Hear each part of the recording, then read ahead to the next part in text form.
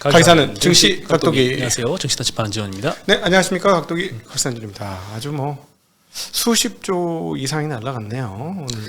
네. 일단 예상이 완전히 좀 빗나간 부분이 탄핵안이 통과가 되길 빌었어요. 아니 저기 한다 그랬었거든. 양쪽에서 다.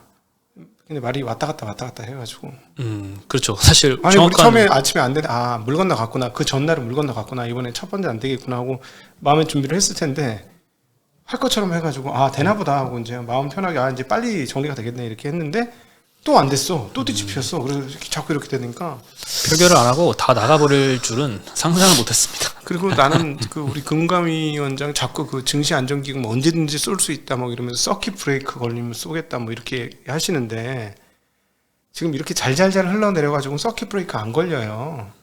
다 죽어요 우리. 나는 진짜 기가 찬 게 나는 오늘 버림받은 자식이라는 느낌 많이 들었어. 부동산 좀 빠질 때는 막 바로 막 50조 막 편성하고 막 그러더니 뭐 얼마 되지도 않는 돈은 편성도 안 해. 그리고 그거는 사실 구두 개입의 목적이 일단 1차적으로는 굉장히 커서 말을 잘해야 되는데 서킷 브레이커 걸리면 넣겠다 이런 얘기는 괜히 한 게 아닌가. 안 한 말 못하지. 네, 당장 지금 쏘지 않을까 이런 기대를 시장에다 줘야 되거든요. 분명히 쏘는 것처럼 얘기했어요 이번에는. 그래서 근데, 지금 쏘지 않을까 이런 기대를 시장에서 하게 만들어서 투매를 방지해야 되는데 그렇죠. 서킷 브레이커 걸리면 하겠다 이러면은 그러면 안 나온다는 소리잖아요 당분간. 그러니까 장 끝까지 계속 밀리고 끝났어. 개인 투매는 끝까지 나고 개인들은 지금 아마 지나보면 알겠지만 지금 투매하신 분들은 나중에 되면 굉장히 속이 상할 수도 있는데 그거를 조금이라도 덜하게 만들어야 되는 거 아니야 정책이. 구두 개입을 잘 못했다는 생각이 진짜? 좀 강하게 들어요. 서킷 브레이커 걸리면 쏘겠다 하면 서킷 브레이커 걸리면 사지? 라고 생각하고 지금 팔잖아요.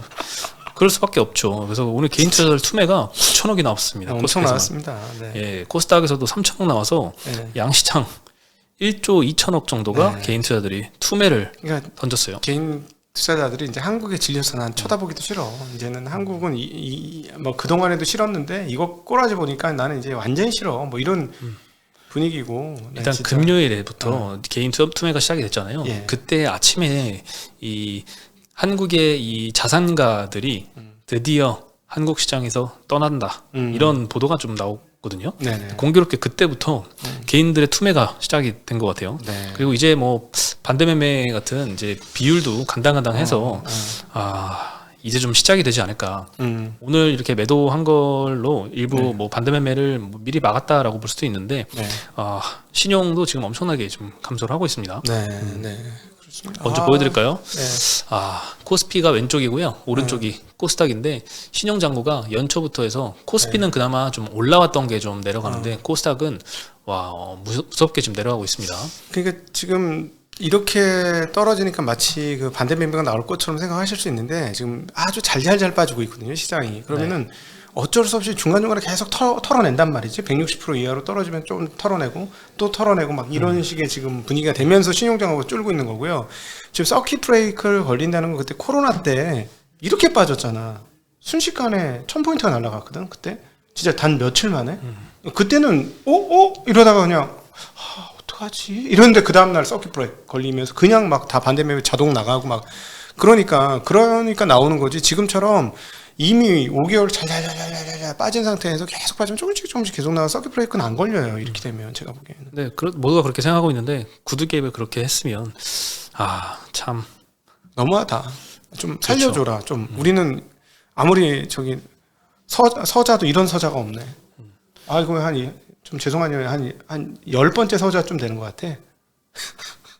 10번째. 두 번째 서자도 아니고 10번째.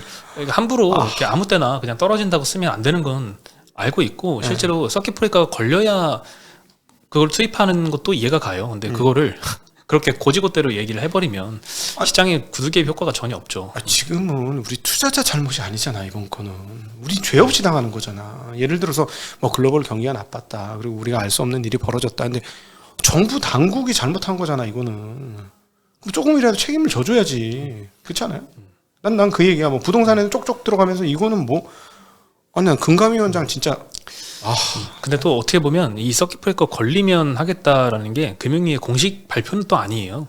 그 어떤 관계자의 기자 인터뷰 뭐 그런 쪽에서 이렇게 나온 내용이기 때문에 너무 확대 해석을 할 필요는 없을 것 같긴 한데 어쨌든 시장이 참 22년도에도 그랬거든요. 증환펀드 넣는다 했는데 네. 안 넣고 지나갔어요. 지났어요. 네. 네. 네. 그래가지고 증환펀드를 이때까지 투입됐던 게 2번밖에 없어요. 네. 네. 참 매년 그 부동산 돈 너무 아낍니다. 부양책으로 50조, 40조씩 매년 챙기면서 이건 뭐 하는 짓이냐. 이건 한국의 기업 문화나 이런 건 별로 필요 없다 이거지. 내 재산 여기 안 들어갔다 이거야. 난 그렇게밖에 안 보여. 너무하다 진짜. 네. 그래도 오늘 외국인은 희한하게 이 계엄 이후로 잘 안 팔아요 시장. 네. 오늘 코스피에서 1,000억 샀고 코스닥에서 2,000억 샀습니다. 많이 샀습니다. 네, 코스닥 2,000억은 정말 많이 산 것 같아요. 장부분이 치고는. 네. 그래서 기관이 코스피에서 7,000억 매수하면서 개인들의 투매 물량을 전부 다 좀 받았습니다. 그리고 네. 코스닥에서도 1,000억 사면서 외국인과 기관이 오늘 좀 역할을 해줬습니다. 코스피에서는 기관이, 코스닥에서는 외국인이 좀 제 역할을 해줬고요. 나는 진짜 좀 막 지난 주말에 보고 막 짜증 나가지고 지금 이 상법 개정안도 빨리 올렸으면 좋겠어. 그거는 좀 연기될 확률이 높죠. 그러니까 이때 같이 올리는 거야. 그래서 그 반대하는지 안 하는지까지 좀 봤으면 좋겠어 진짜. 반대하면 나 뛰두르고 나가려고 이제는 진짜로. 상법 개정까지 반대하면은 나갈 참이야. 오늘 코스피가 2.8% 하락했고요. 코스닥은 5.2% 하락했습니다. 증환펀드는 개입을 안 했는데 밸류업 펀드는 자금을 좀 투입을 했거든요. 네. 몇백억씩 계속 투입을 하고 있습니다. 그래서 코스피 시총 상위 몇 개 종목들은 별로 이렇게 안 빠졌어요. 네. 삼성전자를 비롯해서 이렇게 오늘 코스닥 낙폭 대비해서 크게 안 빠졌고 뭐 코스닥 작은 종목들이 굉장히 많이 급락을 했습니다. 네. 네, 오늘 전기전자 섹터가 제일 선방을 했습니다. 1.3%만 업종이 하락을 했는데 하이닉스가 1% 오히려 상승을 했고요. LG엔솔, 삼성전자 이런 거는 한 1% 내외로밖에 하락을 안 했습니다. 네. 시총 뭐 대형주들. 자사주 매입도 있었고 뭐 등등. 네. 네, 삼성전자는 뭐 자사주 매입 조금 더 평소보다 공격적으로 했더라고요. 140만 주 정도. 네, 그리고 뭐 DB하이텍, 가온전선, 대원전선, 롯데에너지머티리얼즈, 솔루스첨단 소재, SKI테크놀로지 이런 회사들 오늘 좀 많이 하락을 했고요. 네. 음식료, 담배 이 섹터가 두 번째로 그나마 좀 덜 빠졌는데 KTNG는 오늘 0.9% 상승을 했습니다. 네. 네, 밸류업도 굉장히 좀 많이 빠지기도 했었는데 그렇죠. 오늘은 또 오르는 것도 있네요. 오뚜기, 삼양식품, 하이트진로, 오리온 이런 데들이 한 1% 내외로만 하락을 하면서 음료수 섹터가 그나마 좀 방어를 잘 네. 해줬습니다. 방어적 역할을 했죠. 네. 금속 섹터가 제일 많이 하락을 했습니다. 오늘부터 섹터명이 조금 수정이 됐어요. 네. 고려아연이 그동안 잘 오르다가 오늘은 15% 네. 굉장히 크게 좀 하락을 했습니다. 근데 금속은 완전 왜곡됐어요. 얘가 워낙 차지하는 비중이 크기 때문에. 그렇죠. 네. 뭐 TCC 스틸, 사마 알미늄, 포스코 스틸리온, 조일 알미늄 이런 이차전지 관련주들이 거의 10%, 8% 사이로 많이 하락을 했고 LIG넥스원 방산주도 오늘 9.4% 급락을 했습니다. 예. 건설사도 많이 하락을 했습니다. 태영건설뿐만 아니라 GS건설, 현대산업개발, 대우건설, 현대건설, DLENC 다 5에서 10% 사이로 많이 떨어졌습니다. 네. 화학 섹터도 2차전지 관련주들이 대부분 좀 많이 하락을 했고 뭐 네. 코스모신 소재, 금양 이런 데는 9%대, 8%대씩 많이 하락했고요. 증권주도 이렇게 개인 투자들 다 빠져나가고 거래대금 죽으면 증권주도 뭐 실적 타격이 있을 걸로 우려가 좀 되죠. 네. 뭐 골고루 다 많이 하락을 했습니다. 오늘 그리고 기타 섹터로 방산주들, 원전주들 그동안 네. 좀 많이 올랐던 근데 이제 이번에 좀 정부의 정책에 동력을 좀 상실할까봐 좀 네. 우려가 컸던 이런 섹터들 특히 좀 많이 하락을 했고요. KBT도 오늘 좀 많이 하락을 했습니다. 네. 뭐 특정한 거론할 게 아니라 그냥 골고루 다 그냥 빠졌어요. 다 빠졌어요. 그냥 투매가 나왔기 때문에 뭐 거의 5% 빠진 거잖아요. 코스닥이 지금. 네, 특히 이제 바이오 쪽이 특히나 좀 많이 빠졌어요. 알테오젠도 시총 1인데 7% 내외로 좀 하락을 했고 펩트론, 뭐 인벤티지랩 뭐 이런데 비만 치료제 관련주들도 10% 넘게 하락했습니다. 지수가 5% 빠지면 이건 뭐 그냥 종목들은 간 거야 맛이. 네. 그렇죠. 네. 그 오늘 사실 장 시작하기 전에 주말부터 공포 분위기가 조금 만연했었어요. 그렇죠. 네, 토요일 날 이제 탄핵 표결안이 이제 폐기되고 네. 해외 IB들이 이제 한국에 대한 매도 의견들을 냈다는 게 좀 많이 알려지기 시작했습니다. 일단 기존에부터 좋지 않은 의견들 많이 냈었는데 이번에 탄핵 부결로 인해서 불확실성이 더 장기화될 것이다 이런 리포트가 많이 나왔습니다. 모건 스탠리는 정치적 위험으로 내수 침체, 투자 활동 부진 등의 하락 위험이 커질 것이다. 네. 네. 이 계엄령 사태 그리고 이 탄핵 같은 불확실성으로 인해서 내수가 침체가 될까 하는데 실제 거리에 사람들이 많이 줄었대요. 아니 특히 명동 같은 데는 훨씬 더 그렇고. 지금 연말 회식 시즌이잖아. 회식 취소가 엄청 많대. 그렇죠. 특히 자영업자 공무원 조직들은 더 심하겠죠. 그러겠지. 자영업자도 어떻게 하냐고 지금. 네. 그리고 사기업 미치겠어 진짜. 소비가 부진하면 이렇게 네. 제품도 안 팔리니까 기업들도 다 힘들어서 회식도 좀 덜 할 것이고. 아니 본인은 뭐 이렇게 바쁘고 뭐 사야 되겠다 하는 거 막 사줘요? 그렇죠. 이 투자자들도 돈을 많이 잃었으니까 뭐 사려고 했던 것도 안 사고, 저도 뭐 사실 여름에는 아기도 태어났고 하니까 이제 SUV도 생각을 했었단 말이죠. 그렇지. 싹 접었습니다. 아니 나는 지금 오늘 계산해 보니까 내가 이제 푸성기만 먹고 아주 아끼면서 살면은 한 십몇 년은 살 수 있는 돈이 날아간 것 같아 개인적으로. 그냥 휘리릭 진짜 날아갔어. 네, 그렇죠. 하여튼 모두가 힘든 상태고, 진짜. 이 계엄 사태로 인해서 투자자들이 제일 큰 손실을 좀 많이 그럼요. 봤습니다. 우리가 제일 피해라고 지난주부터 우리가 제일 피해요 했는데 야, 나는 진짜 이해가 안 되는데 아니 그렇게 표를 받고 싶으시면은 여기 젊은 세대들이 얼마나 많이 투자를 하고 있어요 지금. 이렇게 해놓으면 투표하겠어? 난 안 해. 난 열받아서. 나 같으면은 어쩜 이렇게 머리를 못 쓰지? 바보 멍충이들 아니야 진짜? 네. 답답합니다. 예. 어쨌든 개인 투매 행렬이 오늘도 나왔고, 네. 하나증권에서는 환율이 1,400원대는 좀 유지를 할 것이다라고 언급을 했어요. 사실 환율을 좀 바로미터로 이번 리스크가 얼마나 커질지에 대해서 좀 바로미터로 보는 시각들이 많은데, 네. 오늘 1,437원 가까이, 네. 전일 대비 한 1% 정도 상승해서 네. 끝났거든요. 이거 지금 엄청 맞고 있을 거 아닙니까? 어디 뭐 골드만삭스는 1,500원 얘기도 하더라고요. 아니, 안 막으면 1,500원이야 무조건. 지금 안 막으면 막아서 지금 여기지. 네. 개입을 좀 어느 정도 했겠죠. 그래서 957원입니다 100엔당. 네, 근데 하나증권 의견은 환율 상승 시에 당국의 시장 개입으로 1,430원대 내외에서는 상단이 좀 제한될 것이다. 그러면 여기서 이제 더 안 올라야 돼요. 그렇죠. 네, 노무현 대통령, 박근혜 대통령 탄핵소추안 통과 당시에 원달러 환율 상승은 각각 11.8원, 7.4원 상승을 했다. 그리고 영향이 단기에 그쳤다라고 언급을 했고요. 탄핵 표결 이후에도 근데 이제 정치적 불확실성 고조는 불가피할 것이다. 그래서 가계의 소비 심리 악화, 기업 투자 유보 등 원화 약세에 일조할 가능성은 높다. 그래서 경기 펀더멘털과 트럼프의 무역 갈등 등을 고려하면 1,430원대 내외가 상단이 될 수는 있지만 1,400원에서 그 이하로 또 내려오기는 그것도 좀 어려울 것 같다. 그래서 1,400원대를 계속 우리가 지켜봐야 되지 않나, 이런 의견을 제시를 했습니다. 개인적으로 그럼에도 불구하고 이 1,400~500원 사이에 한국 주식은 달러 환산으로 하면 너무 가격이 낮기 때문에 달러 환산 PBR은 더 낮아진 거 아니야, 그죠? 저는 이건 팔면 절대 안 된다. 이제부터는 뭐 적극적으로 사자 쪽으로 없더라도 머리는 그렇게 돌아가야 된다. 뭐 이런 입장이긴 한데 지난번 탄핵하고는 비교할 수는 없죠. 이번은 탄핵만 있는 게 아니잖아. 더 무서운 사건이 앞에 있었잖아. 그러니까 단순히 탄핵하고 비교하는 건 안 맞는 것 같긴 해요. 네, 그래도 이제 탄핵 계엄은 이제 마무리가 됐고 2차 계엄도 없다고 했으니까 2차 계엄 리스크는 조금 잦아든 것 같고, 인사권을 행사하고 있잖아 아직도. 그렇긴 하죠. 그러니까 그래서 앞뒤가 이제 안 맞아서 오늘 사람들이 열받은 거야. 앞뒤가 안 맞아서 내가 보니까. 예. 그렇습니다. 네. 그 과거 탄핵 당시 때 주가도 보면은 박근혜 대통령 때 그리고 노무현 대통령 때 조금 갈립니다. 노무현 대통령 때는 좀 너무 옛날이어서 20년 전이라서 그렇긴 하지만 이게 노무현 대통령 당시 이게 코스피 변화거든요. 탄핵소추안 뭐 발의 때 발의일이 좀 지나고 실제로 탄핵소추안 의결 때 심리까지 한 몇 개월 소요될 때, 그리고 탄핵 심판 선고일, 그냥 뭐 가릴 거 없이 줄줄이 하락을 했습니다.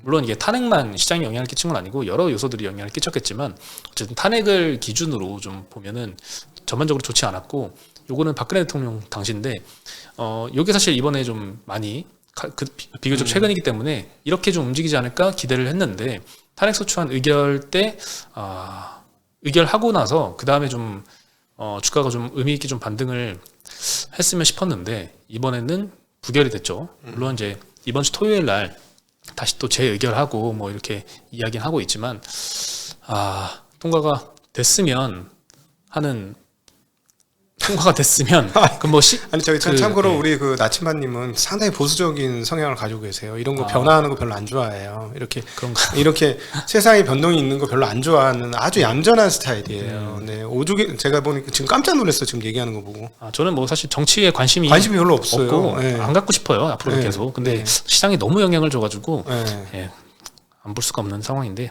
어쨌든 참 시장도 헷갈리고 어떻게 상황이 펼쳐질지도 불확실한 상황입니다. 그냥 개인들이 그러니까 겁나서 던진 거죠. 근데 네. 저는 참으셔야 될 것 같아요. 저 감히 말씀드리면 참아야 된다. 지금은 안 된다. 지금 절대 팔고 가면 안 된다. 지금 아닌 것 같다. 네.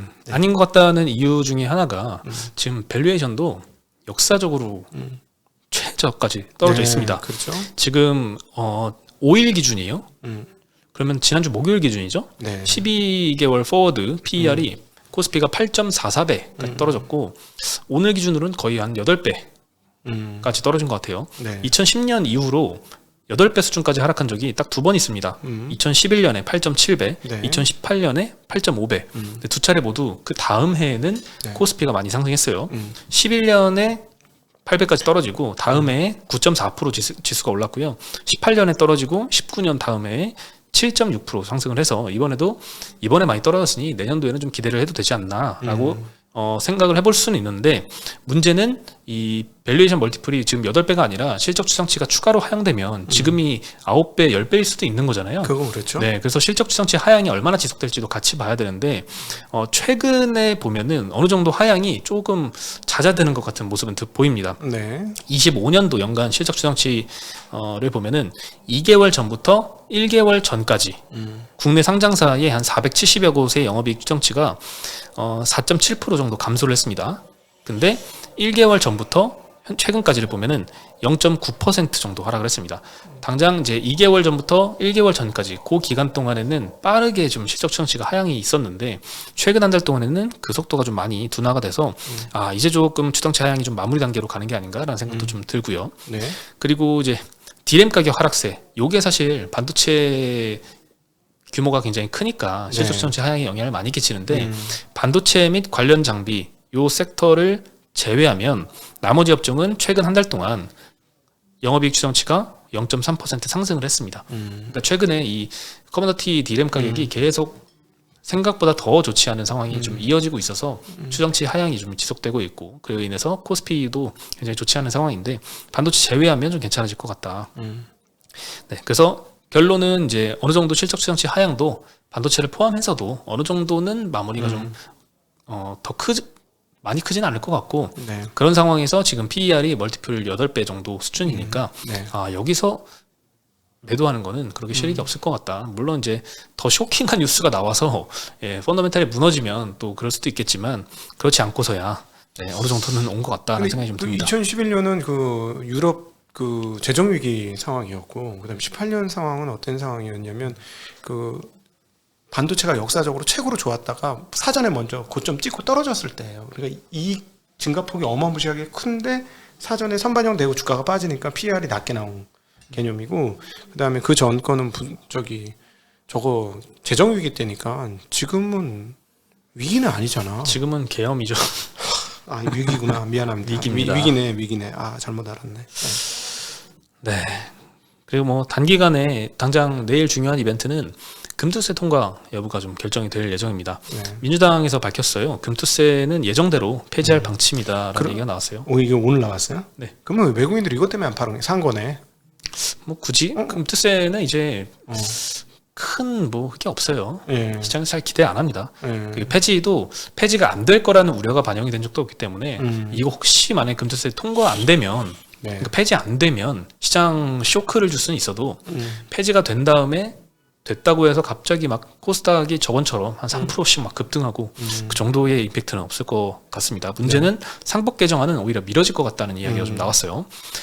일단 이미 폐지 의사를 밝힌 금투세는 예정대로 내일 본회의에서 처리할 예정이다라고 하는데 상법 개정안은 사실 수순이 있거든요. 정책 네. 토론회를 먼저 4일에 개최할 예정이었는데 3일날 밤에 계엄 사태가 터졌잖아요. 네. 그래서 4일날 토론을 못했습니다.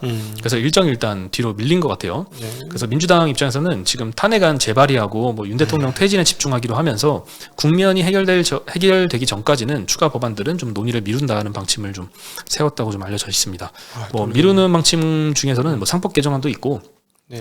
M&A 시의 주주 보호제도 이런 것도 원래 하려고 했는데 이것도 좀 미뤄지지 않을까 예상이 듭니다. 돌겠네. 네. 진짜 미치겠네 진짜. 근데 이제 긍정적으로 생각해 보면 이게 네. 모든 건 선반영이잖아요. 호재도 선반영이고 네. 악재도 선반영이고 지금까지 반영된 이슈들은 탄핵안 이거 표결될 줄 알았는데 안 됐네. 이제 불확실성이 좀 길어지겠네. 까지 지금 반영이 된 거잖아요. 그렇죠. 여기서 더 큰 악재가 나오면 더 빠질 텐데 어떤 악재가 더 터질 게 있을까요? 그렇죠. 악재는 이 정도면 모르는 악재까지 만들어진 거니까 전혀 예상 못했던 뚱딴지 같은 일이 벌어진 거니까요. 악재는 많이 반영된 거라고 봐야죠. 네. 그리고 최상목 경제부총리가 밸류업 펀드 이야기를 했습니다. 참고로 증한 펀드가 아닙니다. 밸류업 펀드예요. 난 증한 펀드인 줄 알았어. 네, 이거 착각하기 쉬운데 일단 300억 정도는 이미 투입이 됐다고 합니다. 그리고 이번 주에 700억 더 투입을 하고 다음 주에 300억 더 투입할 예정이라고 합니다. 꼴라. 네, 이번 주 700억, 다음 주 300억 하면은 1000억이잖아요. 오늘 개인이 9천억 팔았어요. 펀드가 없는 거. 네, 아주 그냥 귀여운 수준만 이제 투입을 한다고 진짜. 하는 것 같아요. 그리고 이제 3천억 정도 규모로 2차 펀드가 다음 주에 새로 조성이 된다고 합니다. 그래서 총 주식시장에 4,300억 투입을 할 것이다. 4,300억 다 하루에 투입해도 오늘 그럼요. 개인 매도의 절반밖에 안 돼요. 정말. 근데 문제는 증한 펀드인데 증한 펀드가 지금 10조 원 정도 규모예요. 이거는 구두 개입으로 좀 잘 했었어야 되는데 이제 좀 상당히 좀 아쉬운 모습이고 뭐 서킷 브레이커 뭐 걸리면 할지 모르겠는데 서킷 브레이커는 코스피 코스닥 8% 빠져야 돼요. 네. 안 하겠다는 얘기지. 네. 내가 보기엔 안 하. 여기서 8%가 어떻게 빠지지? 여기서 8%더 빠지면요. 증한 펀드 없어도 돼요. 그냥 자연 반등 있을 것 같아요. 그러면 어이구 내가 하려고 그랬는데 올라가 반등이 돼가지고 못 샀네요. 이럴 놈들이야. 아니 그때도 그랬어. 저 때도. 내 기억나. 저기 코로나 때. 그 1,400까지 1,000포인트가 빠졌거든. 이제 좀 해야 되겠습니다. 근데 뭐 서킷 브레이크 몇 번 걸리고 그 반대 매매 한 서너 번 나오고 그래서 이제 하겠어요. 근데 이미 반등 시작했거든. 그러니까 집행 또 못했지. 이번에도 서킷 브레이크 걸리면 기가 차. 네, 안 하겠다는 얘기지. 안 하겠다는 여러분 우리끼리 하는 얘기지만 안 하겠다는 얘기예요. 이건 한 대 때려주고 싶네 옆에 있으면 진짜. 네, 22년도 대자비 같아요. 네, 그리고 바이오 섹터에 오늘 좀 악재가 좀 나왔어요. 그렇죠? 미국 생물보안법 여기 사실 미국이 중국 바이오 업체들을 규제하면서 한국의 CDMO 업체들이 좀 수혜를 보지 않을까 이런 기대에 주가도 많이 올랐었고 물론 최근엔 조정도 있었는데 연내 통과 가능성이 좀 희박해졌다라는 이야기가 나오고 있습니다. 일단 미국의 하원 의원들이 좀 반대 입장을 내는 것 같아요. 어마어마하게 좀 로비를 하지 않았나 이런 생각이 좀 드는데 특정 중국 기업들을 블랙리스트에 명시하는 거에 대해서 좀 반대 의견을 내비친 것 같아요. 이렇게 특정 기업들을 명시하기 위해서는 적법한 절차가 필요하다 이런 의견들을 하원에서 좀 냈다고 하고요. 국회 회기가 지금 거의 종료되는 상황이라서 재논의하려면 내년 1월 정도는 돼야 되지 않을까? 그래서 올해는 조금 힘들어졌다라는 소식 때문에 투심이 많이 악화가 됐습니다. 근데 삼성 바이오로직스는 오늘 1%밖에 하락하지가 않았고 제 생각엔 좀 코스피 상위 업체라서 그냥 수급상 조금 덜 빠지지 않았나 생각이 들고요. 왜냐면 연기금이 오늘 많이 샀으니까 주식을. ST팜, 바이넥스 같은 CDM 업체들은 오늘 10%씩 빠졌습니다. 코스닥에 있는 애들은 작살났습니다. 네, 사실 최근에 이렇게 되면 이 미국이 중국을 규제함으로써 한국 업체들이 반사수혜를 받을 거란 기대가 바이오 섹터도 그렇고 한국도 그렇고 지금 뭐 2차 전지도 오늘 그런 측면으로 봐야 되겠죠. 주가 하락이 컸으니까. 그렇죠. 지금 뭐 반사수의 기대는 지금 다 없어지고 있어요. 네, 그리고 삼성전자 하이닉스 여전히 목표가 하향 리포트가 좀 나오고 있습니다. 일단 오늘 IM증권에서 목표가 삼성전자를 77,000원으로 하향을 시켰는데요. 요즘에 하향 리포트 나오는 거는 오늘 노무라증권에서도 삼성전자 하향 리포트가 나왔는데 이유는 다 똑같습니다. 커머더티 메모리 가격이 예상보다 더 많이 떨어지고 있다. 이게 이유인 것 같아요. 그리고 HBM 수출 제한 영향으로 삼성전자의 4분기 영업이익이 일단 9조 원 정도 될 것이다. 근데 반도체 쪽만 보면 5.1조 원입니다. 네, IM증권 추정이고요. 그래서 하이닉스는 근데 이제 4분기 영업이익을 7조 원대로 추정을 했어요. 7.3조 원. 그리고 25년도 영업이익은 25.6조 원 정도 추정을 하고 있고 삼성전자는 36.2조 원 정도 추정을 하고 있어서 여전히 그 모건 스탠리 리포트 보면은 그거보다는 아주 많이 높은 수준인 것 같긴 합니다. 네, 그래도 목표가는 계속 낮추고 있습니다. 네, 디램 가격 하락세가 좀 계속되고 있죠. 그리고 노무라 같은 경우에는 마찬가지로 뭐 디램 낸드 가격 약세가 25년도에 예상보다 심화될 것이다. 그리고 삼성전자의 경우에는 HBM의 중국 매출 비중이 한 20%라서 경쟁사 대비 높아서 미국의 규제 타격을 더 크게 받을 것이다. 미국이 최근에 반도체 규제 발표해서 HBM도 중국에 수출하지 말라라고 했죠. 네, 이제 하이닉스는 이제 중국 비중이 없지만 네, 삼성전자는 있어서 이게 조금 매출 타격이 있을 걸로 같고, 엔비디아향 HBM3 12단 납품은 빨라야 내년 2분기에 가능할 전망이라서 그 사이에는 일단 모멘텀이 없잖아요. 게다가 내년도 상반기에 생각보다 더 디램 가격이 빠질 걸로 예상을 하다 보니까 그 사이에 일단 디램 커머더티 가격 약세의 영향을 상대적으로 경쟁사보다 더 크게 받을 것이다, 이런 언급을 했고, 최근에 지금 어저께 그 저번 주에 이제 키움에서 리포트가 나온 게 25년 하반기부터는 그래도 이제 다시 반등할 것이다, 디램 가격이, 이런 이야기들이 키움뿐만 아니라 여기저기서 솔솔 좀 나오고 있거든요. 그래서 내년 상반기에 그 디램 가격이 안 좋은 건 최근까지 다 반영을 어느 정도 한 것 같고, 예상보다 더 쇼킹하게 안 좋아지는 거는 반영을 하겠지만 이제 내년도 1월 정도부터는 하반기 디램 가격을 좀 반영을 하지 않을까라는 생각이 좀 듭니다. 하반기에는 좀 반등을 해줬으면 하는 바람이 좀 있습니다. 그리고 엔터 섹터도 최근에 좀 노이즈가 조금 나오고 있어요. JYP에서 비처라는 VCHA라는 그룹이 있는데, V차 이렇게 읽었는데 비처구나. 저도 V차인 줄 알았는데 비처라고 합니다. 여기에 이제 백인 그 걸그룹 멤버가 있어요. 키에라 그레이스라는 KG를 읽는답니다. 줄여서 KG라고 좀 한다는데 팀 탈퇴를 통보를 했습니다. 이게 이제 소속사하고 협의가 안 된 상태인 것 같아요. SNS에다가 소속사 직원으로부터 학대를 당했다라고 주장을 하면서 갑자기 탈퇴를 선언을 했습니다. 그래서 JYP가 이거 유니버셜 그룹이랑 같이 합작한 걸그룹이거든요. 올해 1월 데뷔했는데 JYP 미국 법인에서 공식 발표를 했습니다. 허위 및 과장된 내용을 일방적으로 공표한 데 유감스럽다. 25년도 상반기 앨범 준비를 앞둔 다른 멤버들과 당사에 큰 피해를 초래하고 있다라고 입장을 발표했습니다. 이거 사실 굉장히 좀 현지 걸그룹이라는 새로운 비즈니스 모델로 야심차게 출발을 했고, A2K죠. 기대감도 많이 있었는데 이렇게 시작부터 시작은 아니지만 벌써부터 이렇게 노이즈가 좀 나오고 있네요. 앨범 하나 내고 활동 조금 하다 마른 상태라고 나오던데 안타깝죠. 그래서 JYP가 잘 가다가 오늘 7%대 하락을 했고, 뭐 SM, YG 엔터도 5%대, 4%대. 이렇게 되면 이제 엔터 업체에 대한 투자자들의 생각이 높은 밸류에이션을 주기가 매우 어려워지는 상황으로 가게 되는 거죠. 왜냐면은 지금 연타잖아, 지금. 지금 정확하게는 50-50 사건부터예요. 거기서부터 시작됐고, 가장 강렬했던 건 뉴진스 터진 거고, 그 다음에 그 앞에 엄청난 대그룹인 블랙핑크가 다 나갔고, 등등등 하니까 뭐야 이게 엔터 비즈니스가 좀 이상한 걸, 이런 생각을 아니할 수가 없는 상황으로 가게 되는 거죠. 그리고 또 두 가지 개별 이슈는요. 롯데그룹에서 롯데렌탈을 매각한다라고 했었는데 어피니티가 산다고 합니다. 지분을 근데 2.8조 원 밸류에 매각을 했어요. 지금 시총 1조거든요.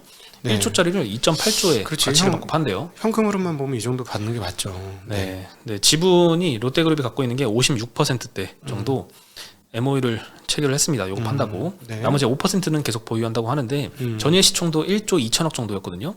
여기에 2배 이상이 높은 2.8조 원 밸류로 매각을 한다고 알려지고, 오늘 다시 11%가 좀 다시 급락해가지고 시총이 다시 1조 원대로 1.1조 원대로 좀 떨어졌습니다. 대주주권만 좀 비싸게 팔고 나가니까 더 주가가 떨어집니다. 그렇죠. 이거 원래 소액주주가가 잘 사줘야 되는 게 정상인데, 이거 싸다고 이거 현금으로 더 들어간 사람들은 또 뒤통수 맞았나요? 그렇죠. 뭐 미국에서는 뭐 상상도 할 수 없는 일이 한국에서는 계속 일어나고 있어서 미칩니다. 진짜 미친다. 롯데 급한 건 알겠는데 진짜 미쳐버리겠다. 그지? 이것도 아까 말씀드린 민주당에서 올해 추진하려고 했던 M&A 시의 소액주주 가치 보호 방안, 이것도 자꾸 늦어지니까 이런 사례가 계속 나오네요. 정말 안타깝습니다. 그리고 국민연금은 두산그룹 분할 합병권에 대해서 사실상 기권하는 방식으로 국민연금 뭐 하는 짓이야 이거는. 뭐 반대하려면 반대하지, 뭐 기권을 하네요. 이게 사실 겉으로는 찬성인데 매수 청구 가격 이상으로 주가가 형성될 경우에만 찬성이라고 했으니까 지금 주가가 한참 밑돌거든요. 당장 내일 주가를 결정이 되는데 내일 갑자기 막 초급등하지 않는 이상 그걸 못 달성해서 사실상 그냥 기권이라고 봐야죠. 그래서 참 소액주주 가치가 진짜 국민연금 이러면 안 되죠. 우리 돈 받은 거잖아. 정말 진짜 안타깝네. 어려운 시장들이 계속 되고 있습니다. 이제 또 생각지도 못한 또 어떤 업체가 나올지 모르겠지만 대응은 그러니까 우리가 이거 이렇게 하는 꼬라지 보니까 상법개정 가야지 뭐 자기네들이 알아서 잘하겠다 믿을 수가 없어. 하는 꼬라지 보면 계속 이러는데 뭘. 안 돼. 네. 네, 오늘 소식은 여기까지고요. 저는 내일 다시 인사드리겠습니다. 네, 안녕.